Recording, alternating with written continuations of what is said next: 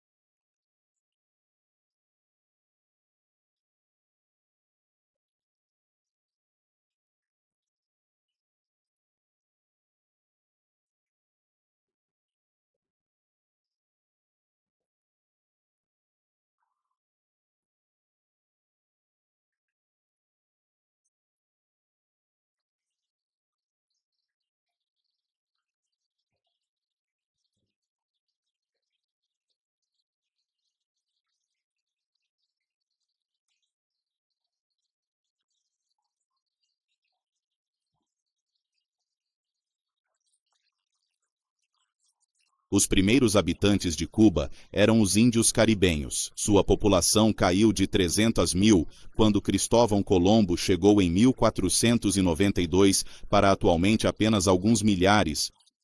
A maioria dessas pessoas nativas sucumbiu a doenças e violência trazidas pelos estrangeiros. Com seus 110 quilômetros quadrados de área, Cuba rapidamente se tornou o centro de exploração no Novo Mundo. A partir dessa base estratégica, a Espanha esvaziou as ilhas do Caribe de suas riquezas e de sua população. Cuba se tornou o ponto de partida para todas as futuras frotas que partiram para conquistar terras na África, Europa e Ásia. Com o tempo, a ilha foi completamente desmatada para desenvolver plantações de cana-de-açúcar. Os colonos trouxeram escravos africanos para trabalhar em seus campos. A cana-de-açúcar era um investimento seguro na época e garantiu a Cuba um papel importante como centro de comércio de ouro. Cuba se tornou o coração do comércio entre a Europa, as Américas e a África. Este foi o início de 3 séculos de colonização espanhola. A leste da península de Zapata, encontra-se um lago cercado por pântanos de mangue, conhecido como Lagoa do Tesouro. O nome vem de uma antiga lenda indígena. Segundo essa lenda, um chefe indígena jogou todos os tesouros de sua tribo na água, para que não caíssem nas mãos dos conquistadores.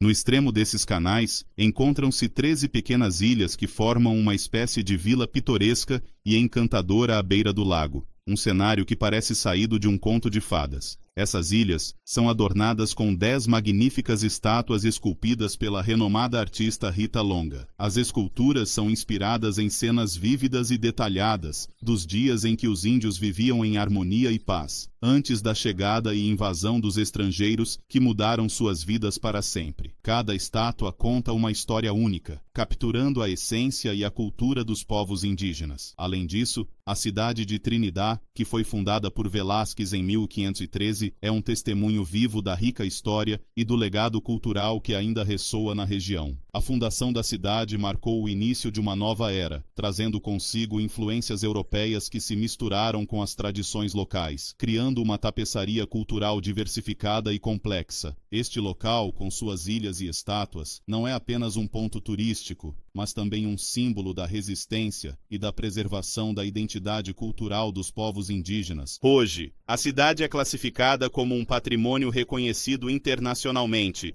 e não mudou desde os dias da ocupação espanhola. Foi um importante cruzamento, um ponto de encontro, para alguns dos maiores proprietários de terras da época.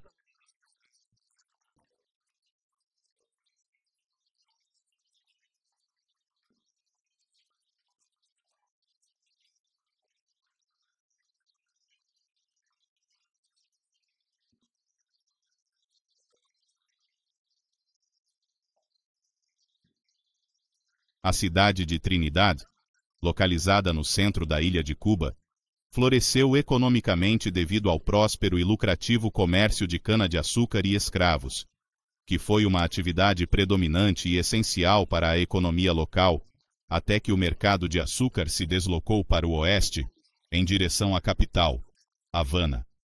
A cidade parece ter sido pouco influenciada pelo século XX. Casas que têm quase 3 séculos ainda permanecem, assim como os majestosos e imponentes palácios construídos pelos ricos e poderosos barões do açúcar e do tabaco. As crianças que brincam alegremente nas ruas mantiveram uma lembrança da mais recente ocupação dos Estados Unidos. Seu esporte nacional, o beisebol, que é jogado com entusiasmo. Quase todo mundo aqui joga dominó, especialmente os cubanos com mais de 40 anos, que se reúnem frequentemente em grupos para partidas animadas e competitivas. É uma maneira agradável de passar o tempo com amigos durante as horas quentes do dia, quando as lojas estão fechadas. Em Cuba, as lojas estão abertas apenas 4 ou 5 horas por dia.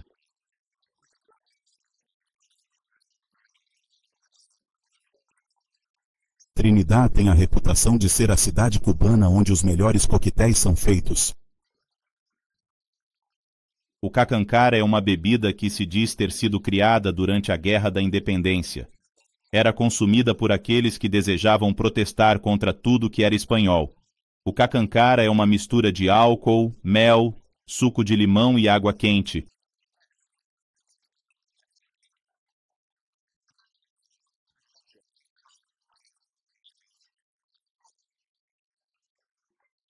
Durante o século XVIII, os colonos que se estabeleceram em várias regiões do país puderam desfrutar de uma economia que era, em muitos aspectos, bastante robusta e próspera. Essa prosperidade econômica se manifestava em diversas áreas, permitindo que os colonos desenvolvessem um estilo de vida que era uma interessante e única mistura de elementos, tanto da vida rural quanto da vida urbana. Nas áreas rurais, a vida era marcada por vastas plantações e fazendas, onde a agricultura era a principal atividade econômica, enquanto nas áreas urbanas, o comércio e a indústria começavam a florescer, trazendo novas oportunidades e desafios. Os pratos tradicionais que são apresentados no Museu Romântico de Trinidad são uma evocação poderosa do conforto colonial dos dias passados, refletindo a opulência e o poder dos ricos proprietários de terras daquela época. Esses pratos não são apenas uma representação culinária, mas também uma janela para o passado, mostrando como a comida era uma parte central da vida social e cultural. Além disso, artistas da época retomaram suas pincéis e paletas com renovado vigor e entusiasmo, na esperança de aproveitar a nova e promissora indústria que estava surgindo na ilha: o turismo. Este setor, que as autoridades cubanas estão promovendo novamente com grande empenho, prometia trazer uma nova era de prosperidade e desenvolvimento econômico, atraindo visitantes de várias partes do mundo para experimentar a rica cultura e história da ilha.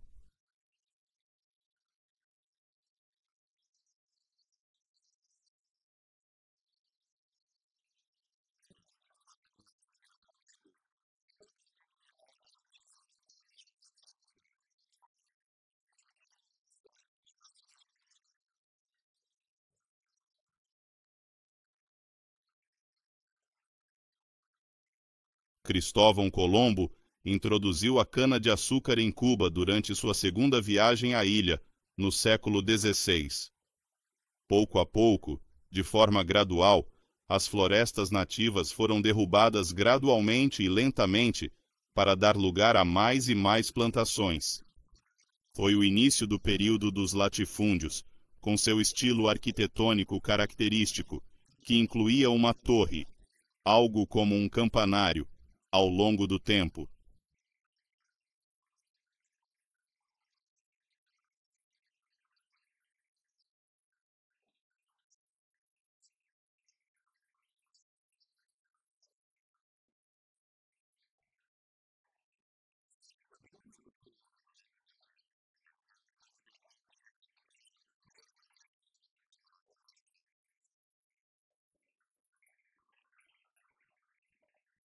O trabalho árduo de cortar a cana ainda é feito principalmente à mão, e ironicamente por homens entre 40 e 60 anos de idade. Eles frequentemente trabalham até 12 horas por dia, cortando cana com seus facões. Os trabalhadores dos campos de cana ocupam um lugar privilegiado na sociedade cubana. Eles são pagos um pouco melhor do que as outras posições e recebem bônus para incentivá-los em seus esforços.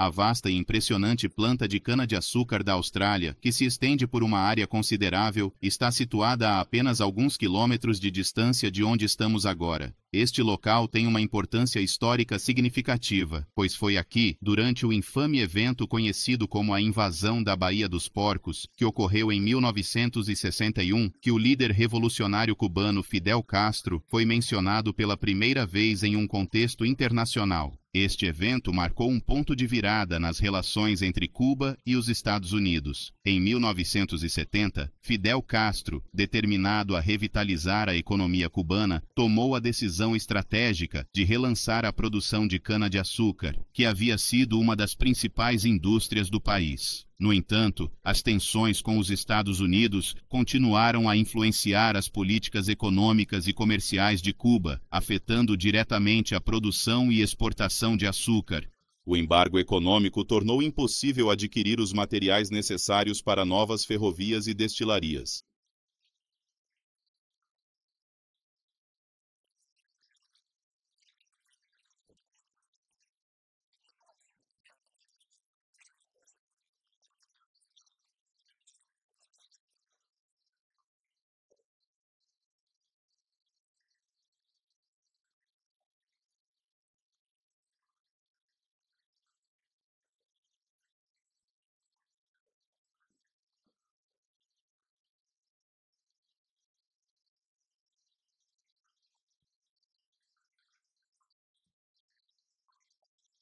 Hoje, Cuba é o terceiro maior produtor de açúcar do mundo, mas mesmo esse potencial crescimento da economia começou a desacelerar. A produção de cana-de-açúcar diminuiu pela metade desde 1989 devido à falta de fertilizante, bem como à falta de peças de reposição para a maquinaria soviética e à falta de gasolina. O material está obsoleto e não há mais investidores interessados.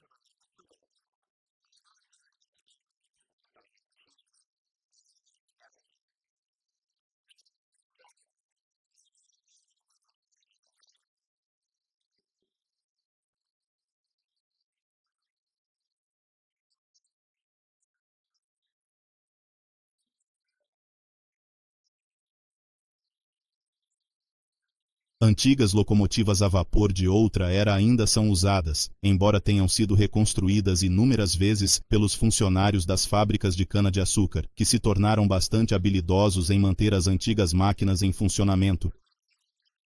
Os campos são queimados após a colheita para enriquecer o solo, mas a ecologia da ilha foi danificada irreparavelmente pela desflorestação e pela superexploração de uma única cultura. Este processo de queima, embora beneficie o solo a curto prazo, tem consequências devastadoras a longo prazo para a biodiversidade local, afetando inúmeras espécies de plantas e animais que dependem do habitat florestal. Castro percebeu que a indústria do rum era igualmente importante para a economia de Cuba, não apenas como uma fonte de renda, mas também como um símbolo cultural e histórico que remonta aos tempos coloniais. Há vários anos, a produção de rum trouxe uma quantia substancial de dinheiro para o país, contribuindo significativamente para o desenvolvimento econômico e social. Fundada em 1514 pelos espanhóis, Havana tornou-se um importante porto de escala, servindo como um ponto estratégico para o comércio transatlântico. facilitando o fluxo de mercadorias, pessoas e ideias entre o Novo Mundo e a Europa, e desempenhando um papel crucial na história marítima da região. Logo após sua fundação, a Europa a consideraria o trampolim para a Índia e a chave para o Novo Mundo. Obrigado. Nesta parte vamos descobrir se há alguma maneira. A atividade portuária está sendo drasticamente reduzida desde a imposição do embargo ao regime de Castro. O estrangulamento do embargo na ilha impediu a importação de novos carros para Cuba, e carros americanos da década de 1950, Cadillacs, Plymouths e Dodges, podem ser vistos pelas ruas. Muitos foram repintados, com ou sem cuidado, mas todos são ironicamente grandes modelos que consomem muita gasolina em um país onde a gasolina é uma mercadoria rara. Outros carros fabricação estrangeira são visão incomum. Existem apenas alguns modelos de países da Europa Oriental.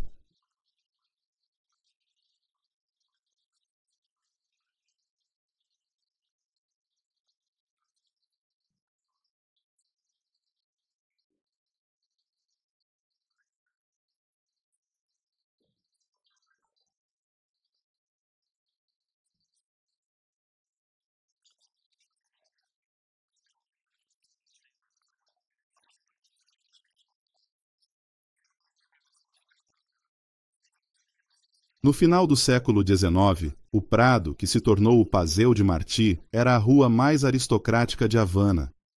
Hoje, a área ainda é popular, mas os edifícios coloniais ao longo da rua, com suas fachadas em tons pastéis, estão começando a mostrar sinais de deterioração, uma visão que não é incomum em Havana. Mas os cubanos ainda gostam de se refrescar perto de uma das muitas fontes. Admirem the Bronze Lions que marcam as interseções das ruas, e caminhando sob as árvores sombreadas, o edifício do Capitólio foi inaugurado em 1929. É idêntico ao edifício do Capitólio dos Estados Unidos em Washington, D.C., e é um dos edifícios mais destacados do período de ocupação americana. Este edifício, com sua cúpula imponente e colunas clássicas, simboliza a influência arquitetônica neoclássica que dominou a época. O Gran Teatro na Rua São José não pode ser perdido. Construído em 1833, as 4 torres do edifício são circundadas por anjos e sua fachada é ricamente esculpida. Este teatro, um exemplo magnífico do estilo barroco, foi um centro cultural vibrante durante o auge da popularidade cubana, recebendo alguns dos artistas mais talentosos, como o lendário tenor Enrico Caruso e a renomada atriz Sarah Bernhardt. A estátua de José Martí, no meio da praça, serve como um lembrete da batalha que uma vez ocorreu ali, simbolizando a luta pela independência e a resistência do povo cubano. O Museu da Revolução, localizado em um magnífico edifício de pedra, oferece uma visão abrangente da história tumultuada de Cuba, desde as manobras militares espanholas que uma vez aconteceram no lugar de Ieya, até as transformações revolucionárias que moldaram a nação moderna. As manobras militares espanholas que uma vez aconteceram no lugar de Ieya, hoje deram lugar a livrarias que agora servem como um refúgio de conhecimento e cultura. O castilho de Los Tres Reis del Morro, esta estrutura imponente com seus enormes canhões, protegia a Havana dos piratas que assolavam o Caribe, ladrões que usavam Havana como seu esconderijo. Este castelo, com suas muralhas robustas e vistas panorâmicas do mar, é um testemunho da importância estratégica de Havana como um porto seguro. O Castilho del Morro é para Havana o que a Torre Eiffel é para Paris, o que o Kremlin é para Moscovo, escreveu Juan Torrente, o historiador do castelo. Seu farol era um marco para os marinheiros e ocupava um ponto estratégico na cidade, guiando navios através das águas traiçoeiras do Caribe. O Museu da Revolução está localizado em um magnífico edifício de pedra, que por si só é uma obra-prima arquitetônica, refletindo a grandiosidade e a complexidade da história cubana.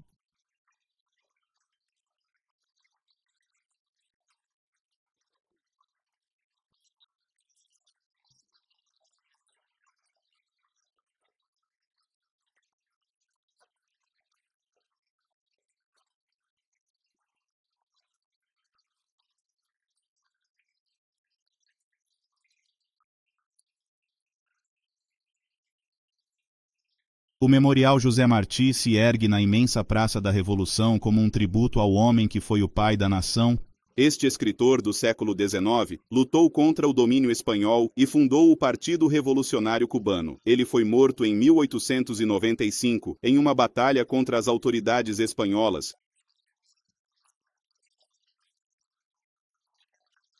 Embora a praça tenha sido construída pelo ex-ditador Batista, ela se tornou famosa pelo uso que Fidel Castro fez dela ao proferir seus discursos inflamados, com Che Guevara ao seu lado. Grandes edifícios sem adornos, como o Comitê Central do Partido Comunista Cubano, a Biblioteca Nacional, o Conselho de Estado e o Teatro Nacional, se erguem ao redor da praça. Uma enorme estátua do leal camarada de Fidel Castro, Che Guevara, também está lá. Hoje, o leal e intransigente Che se tornou tanto o herói quanto o símbolo da revolução.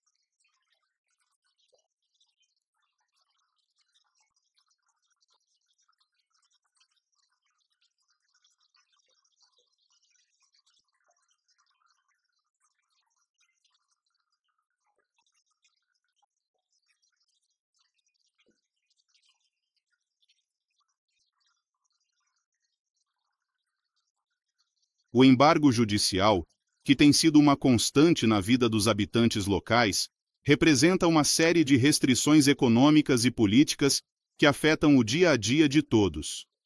A estação de trem, outrora um ponto de encontro vibrante e movimentado, agora serve como um lembrete silencioso dos tempos em que o transporte ferroviário era o principal meio de locomoção para muitos. O mercado negro, uma realidade inevitável para aqueles que buscam produtos escassos, opera nas sombras, oferecendo uma variedade de bens que não podem ser encontrados nas lojas convencionais. O malecão de 2,5 milhas, que se estende ao redor da Bahia, é mais do que apenas um calçadão. É um local onde as pessoas se reúnem para socializar, pescar e apreciar o pôr do sol, enquanto refletem sobre a história e as mudanças que a cidade já viu. O bairro Vedado, com suas ruas arborizadas e arquitetura eclética, é um testemunho de um período mais próspero, onde a vida cultural e social florescia. Antigas e belas vilas coloniais, com suas varandas ornamentadas e jardins bem cuidados, oferecem vistas deslumbrantes para a Bahia, e ainda permanecem até hoje como um símbolo de resistência e beleza atemporal.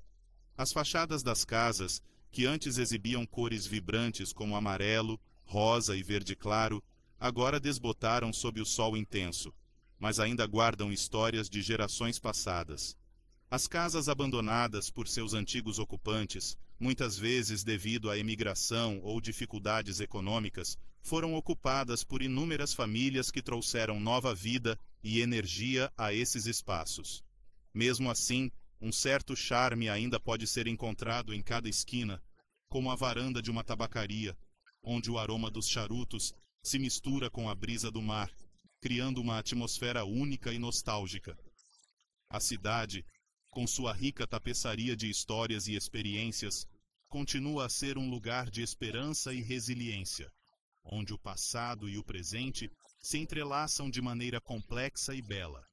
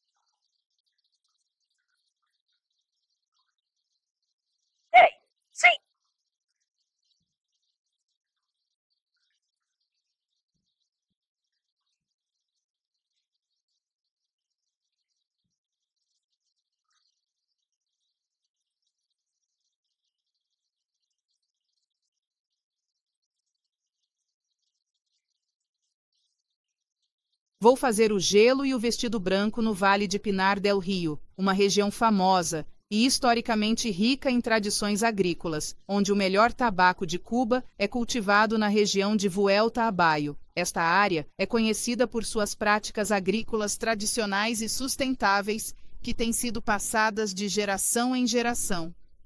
Aqui, apenas arados puxados por animais são permitidos para trabalhar o solo em preparação para as delicadas plantas de tabaco, garantindo que o solo mantenha sua fertilidade natural e que o impacto ambiental seja minimizado.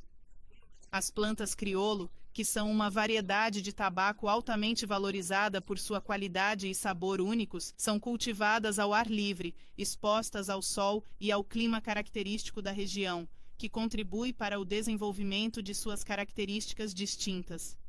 O cultivo de tabaco nesta região não é apenas uma atividade econômica, mas também uma parte essencial da herança cultural local, com festivais e celebrações que honram esta tradição.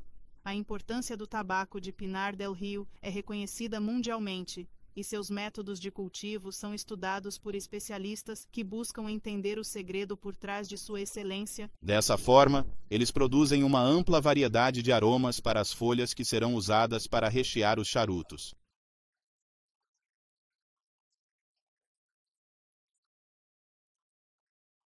A colheita das folhas começa 50 dias após a germinação. É um trabalho meticuloso, pois cada folha individual é colhida à mão para não ser danificada. As folhas jovens do topo da planta, expostas à maior quantidade de luz solar, oferecem mais sabor. Elas são chamadas de ligero. Essas folhas serão misturadas com aquelas encontradas mais abaixo na planta, conhecidas como seco, com aquelas colhidas da base da planta, que são chamadas de volado. Entre essas duas estão as folhas conhecidas como capote, que serão utilizadas no importante processo de enrolar, para cuidadosamente incentivar o crescimento de folhas grandes. Os novos brotos são removidos uma vez que a planta atinge a altura ideal. É a montagem desses 5 tipos diferentes de folhas, seguindo os segredos de cada produtor, que permitirá a este homem desfrutar de seu charuto enquanto ouve uma canzone nostálgica. As extensões brancas no meio dos exuberantes campos de tabaco são uma visão bastante incomum. Esta fina rede é usada para proteger as plantas de corojo. Estas são as folhas que eventualmente serão usadas como a folha externa ou revestimento para os charutos. Sua importância na produção de um charuto de qualidade exige que sejam bem protegidas, essencialmente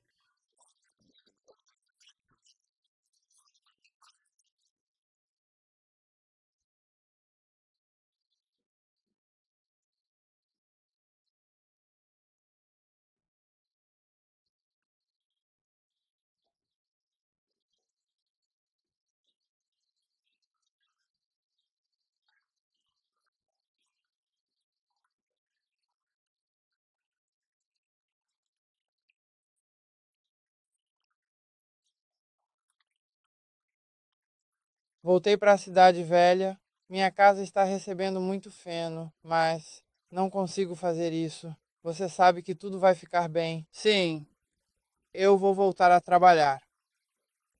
Voltar a trabalhar.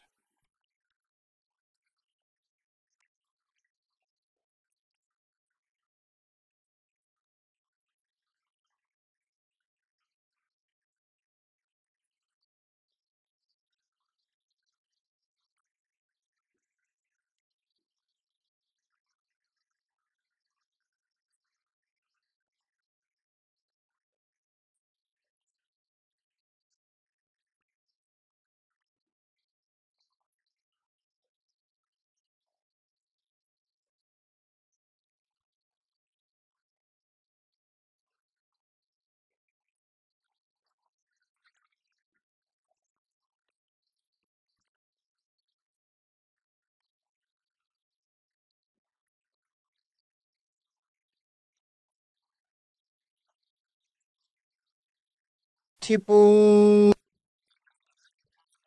É na casa de tabaco, perto da plantação, que as folhas passarão por sua primeira transformação. Elas serão secas para concentrar seu aroma e sabor. As folhas são penduradas em pequenos feixes em varas por um período de várias semanas.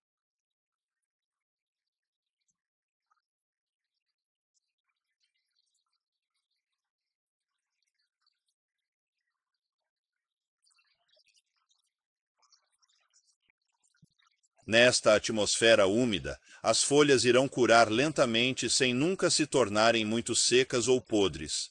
As variações na umidade são cuidadosamente monitoradas e, se necessário, os vagueiros borrifam água no chão ou acendem um pequeno fogo para secar o ar, a fim de manter o delicado equilíbrio necessário.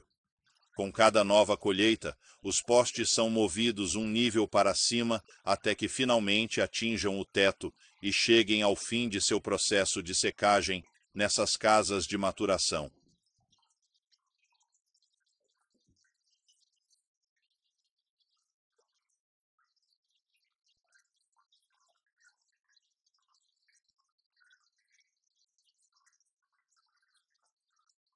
Eu não gosto mais dos seus beijos. Não fique chateado com isso, porque será a minha vida. Será. Porque tantos anos se passaram que eu não sei. Os partagas são alguns dos charutos mais famosos e renomados, com sua fábrica histórica e icônica à sombra da capital, em Havana, Cuba, fundada em 1845, durante o período colonial. Depois, temos os Upmann, alguns dos maiores fabricantes prestigiados e respeitados de charutos premium que ainda empregam muitas pessoas.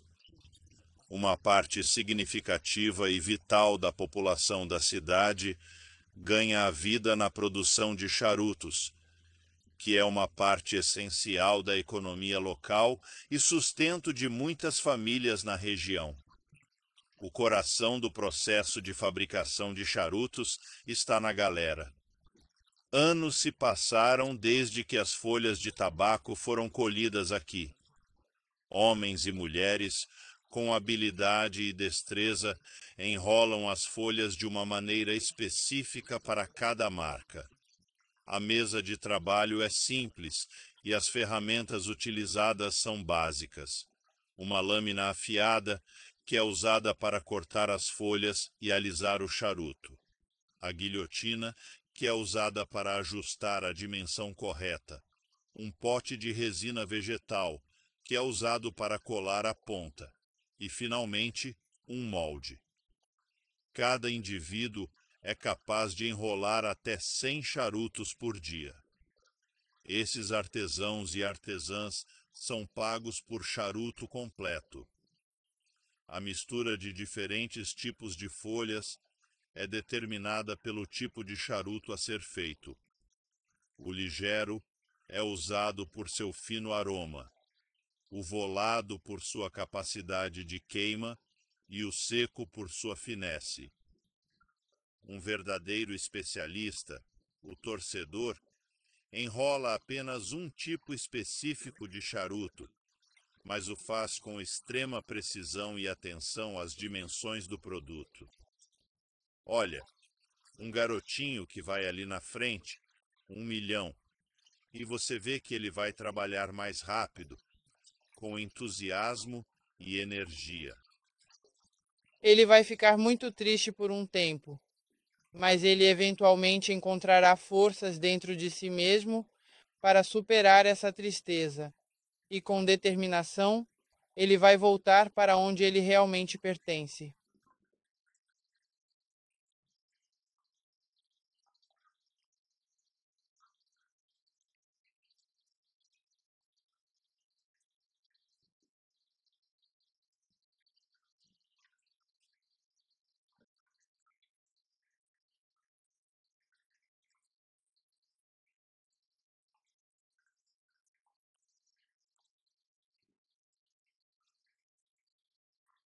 Uma vez enrolados, os charutos são cuidadosamente agrupados em lotes de 50 e colocados em caixas de cedro, que são essenciais para o processo de maturação, pois ajudam a perder a umidade adquirida no processo de enrolamento.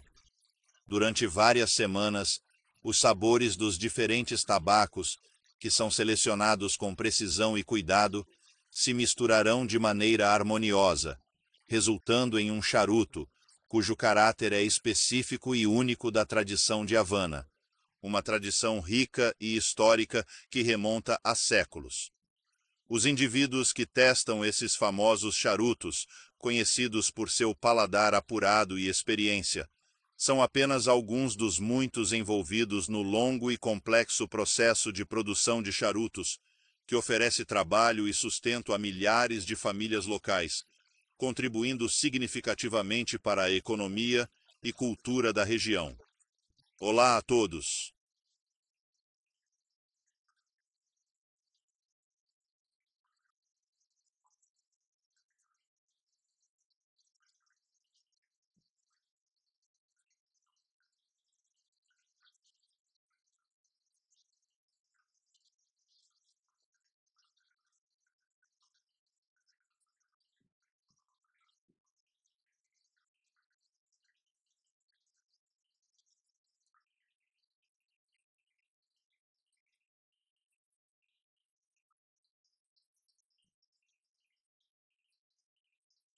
Isso é bom.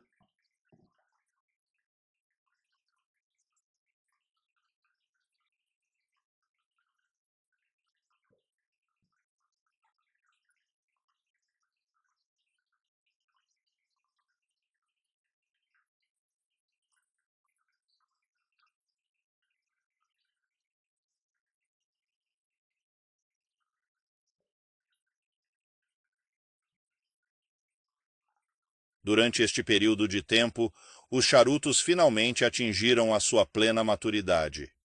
Eles são cuidadosamente removidos de suas respectivas caixas e então entregues ao especialista chamado escogidor, onde a cor específica de cada charuto será minuciosamente julgada. Nesta fase final do processo, uma consideração extremamente cuidadosa é dada à perfeita harmonia da cor dos charutos.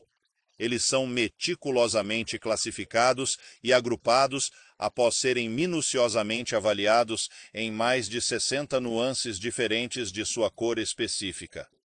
A colocação meticulosa dos charutos em suas caixas é uma responsabilidade de um segundo especialista chamado escogidor, que irá cuidadosamente classificar e organizar de acordo com a qualidade desejada.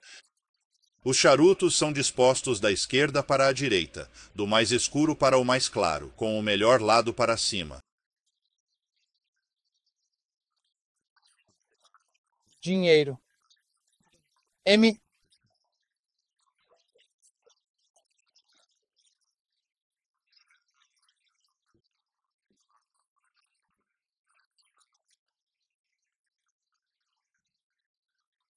Uma lenda explica que as faixas de charuto foram criadas para que os aristocratas não sujassem suas luvas brancas enquanto fumavam seus charutos. Uma hipótese mais provável é que um fabricante inicialmente colocou faixas em seus charutos para diferenciá-los das imitações.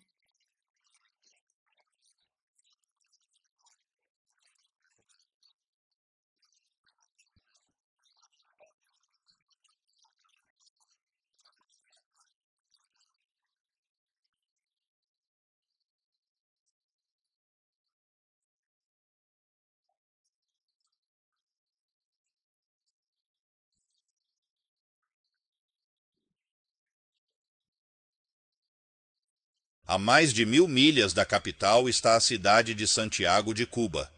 É o berço da Revolução Cubana. Rodeada pelo Mar do Caribe ao sul, os habitantes desta cidade multicultural são indígenas, espanhóis, franceses, africanos e asiáticos. A vida aqui é pacífica e a cada ano a cidade realiza um grande carnaval como o do Rio. Cerca de 1.000 pessoas vivem no interior da província, que também é chamada de Santiago de Cuba. Aqui, a arquitetura colonial foi preservada.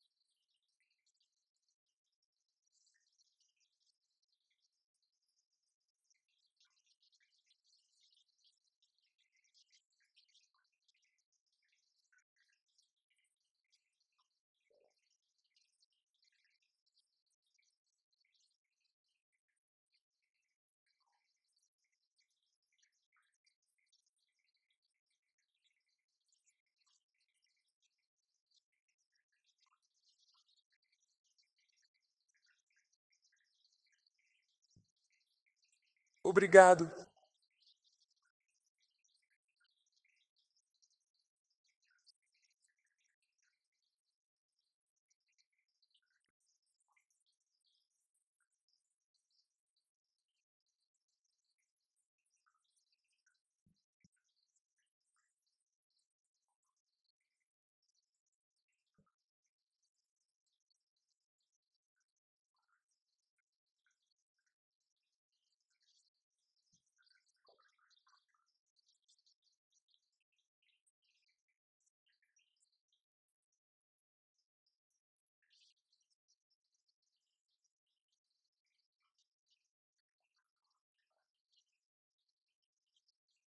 Eu não vou fazer isso.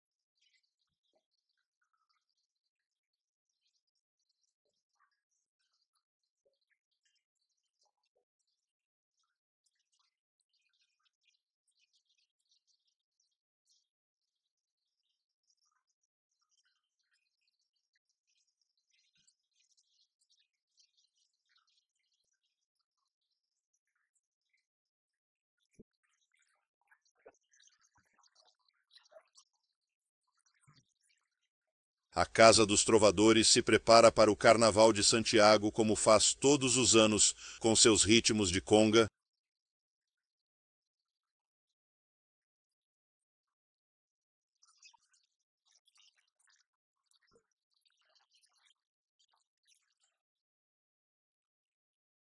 O Forte Del Moro permaneceu intacto. Hoje, abriga um museu sobre piratas.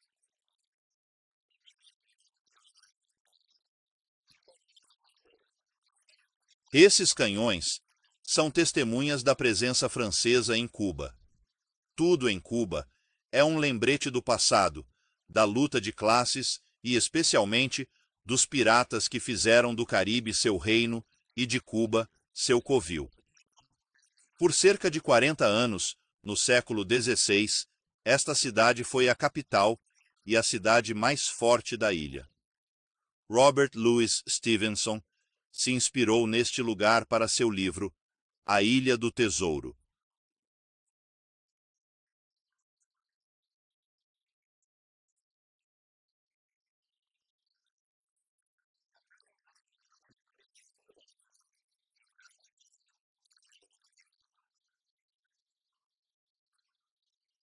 A presença da revolução pode ser encontrada por toda a ilha, nas praças das cidades e nas universidades.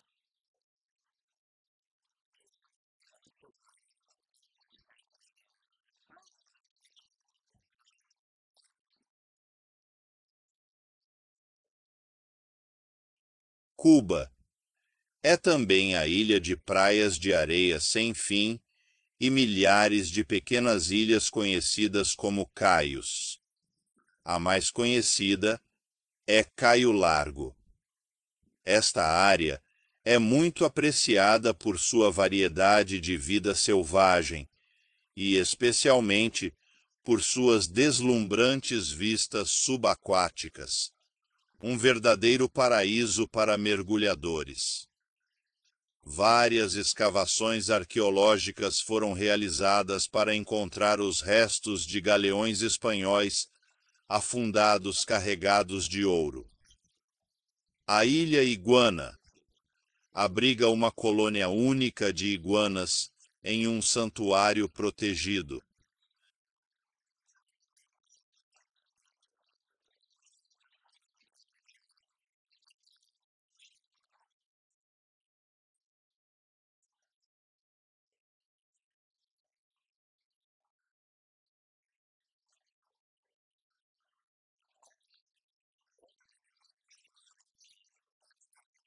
Hoje, os cubanos entendem que proteger a natureza lhes traz riquezas, aquelas proporcionadas pelo turismo.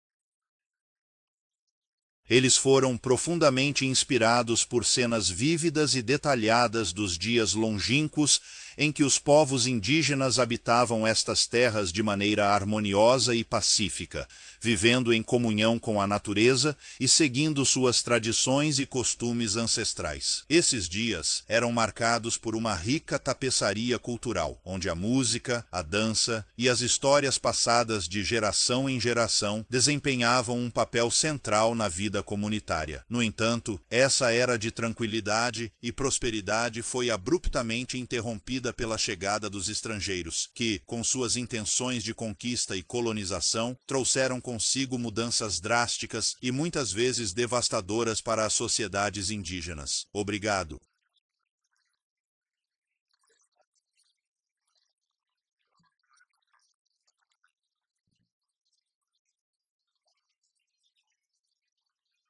Velázquez, um dos mais notáveis conquistadores espanhóis, fundou a cidade de Trinidad em 1513, durante o período de expansão colonial espanhola nas Américas.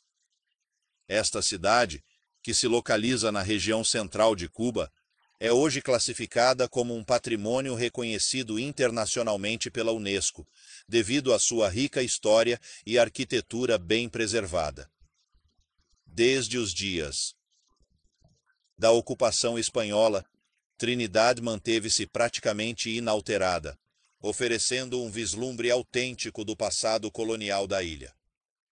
Naquela época, Trinidad era um importante cruzamento comercial, servindo como um ponto de encontro estratégico para alguns dos maiores proprietários de terras e comerciantes da época. A economia da cidade prosperou principalmente devido ao cultivo e comércio de cana-de-açúcar, que era considerado um investimento seguro e altamente lucrativo.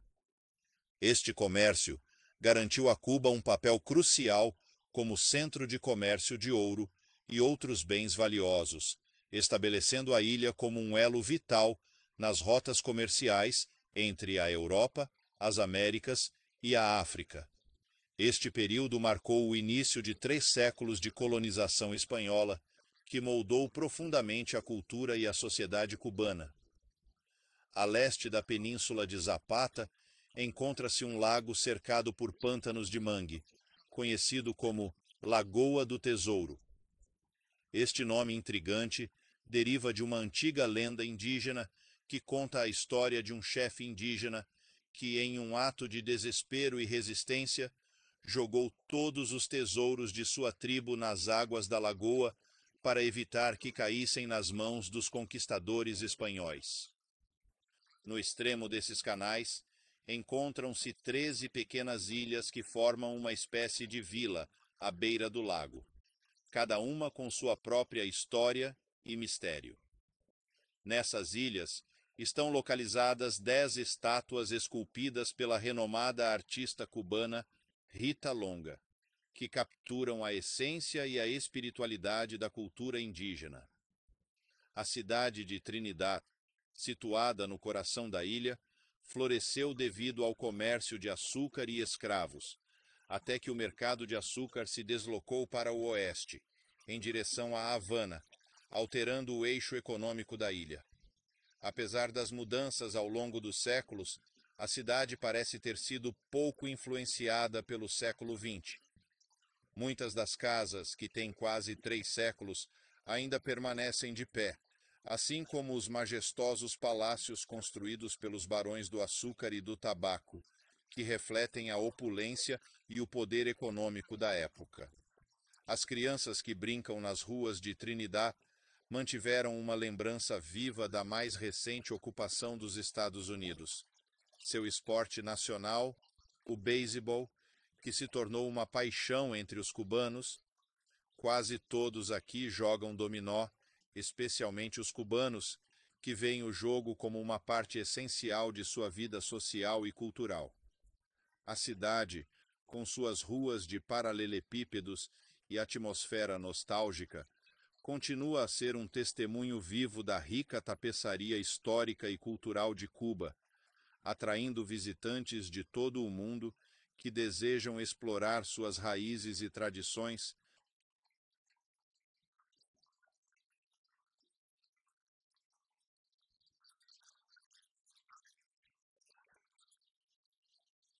Os primeiros habitantes de Cuba foram os índios caribenhos. Sua população caiu de 300 mil quando Cristóvão Colombo chegou em 1492, para atualmente apenas alguns milhares. A maioria dessas pessoas nativas sucumbiu a doenças e violência, trazidas pelos estrangeiros. Com seus 110 quilômetros quadrados de área, Cuba rapidamente se tornou o centro de exploração no Novo Mundo. A partir dessa base estratégica, a Espanha esvaziou as ilhas do Caribe de suas riquezas e de sua população.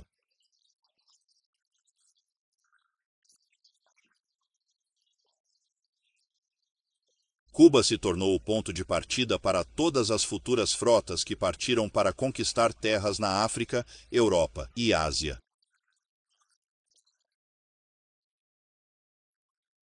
Com o tempo, a ilha foi completamente desmatada para desenvolver plantações de cana-de-açúcar. Os colonos trouxeram escravos negros para trabalhar em seus campos,